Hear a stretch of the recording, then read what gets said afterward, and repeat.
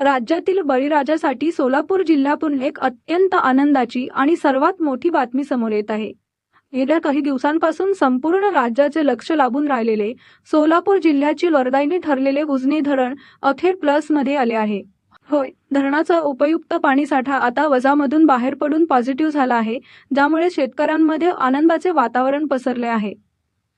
आज म्हणजेच 8 जुलै रोजी सकाळी 6 वाजता मिळालेल्या ताज्या अपडेट्सनुसार उजनी धरणाची पाणी पातळी आता 491.4 मीटरवर पोहोचली आहे।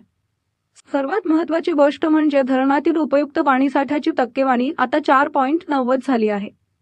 धरणात सध्या एकूण 66.28 टीएमसी पाणीसाठा उपलब्ध असून त्यापैकी उपयुक्त पाणीसाठा हा म्हणजेच 2.63 टीएमसी इतका नोंदवला गेला आहे। धरणात ही पाणी वाढ का झाली, तर याचं कारण आहे दौंड नदी मापन केंद्रावरून येणारा प्रचंड विसर्ग। पुणे आणि घाटमाथ्यावर झालेल्या मुसळधार पावसामुळे दौंड येथून उजनी धरणात तब्बल 1,17,263 क्युसेक्स वेगाने पाण्याचा विसर्ग सुरू आहे। यामुळे धरणाच्या पाणी पातळीत अत्यंत वेगाने वाढ होत आहे। दिलासादायक बाब म्हणजे धरणातून सध्या कोणताही बाह्य विसर्ग म्हणजेच मुख्य कालवा, नदी किंवा बोगद्याद्वारे पाणी सोडण्यात आलेले नाही। सर्व पाणी सध्या धरणात साठवले जात आहे। उजनी धरणाच्या उपयुक्त साठ्यात झालेली ही वाढ आगामी खरीप हंगामासाठी संजीवनी ठरणार आहे।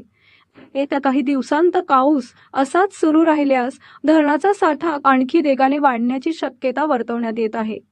उजनी धरणाच्या अपडेटवर आमचे लक्ष राहीलच। तुम्ही पाहत राहा शिवशाही न्यूज।